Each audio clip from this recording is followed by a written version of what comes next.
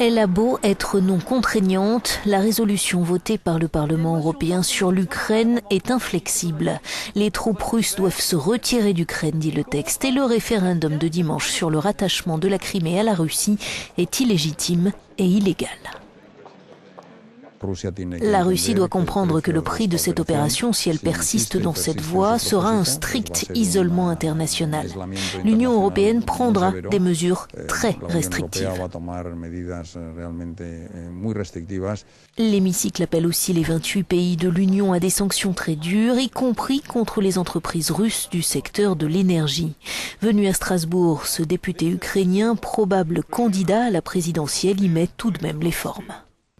Il ne s'agit pas de faire quelque chose contre la Russie, il s'agit de stopper l'agression. Nous sommes prêts au compromis, sur les langues, le droit d'autonomie, le statut de Sébastopol. La seule chose sur laquelle nous ne voulons pas faire de compromis, c'est l'intégrité territoriale de mon pays. Des représentants de la Douma, le Parlement russe, avaient aussi fait le déplacement à Strasbourg et y ont rencontré des eurodéputés à huis clos. Le président de la Commission Affaires étrangères a tenté l'apaisement, mais dans un langage plutôt alambiqué. Nous reconnaissons qu'il y a de sérieux désaccords dans l'évaluation de la situation en Ukraine.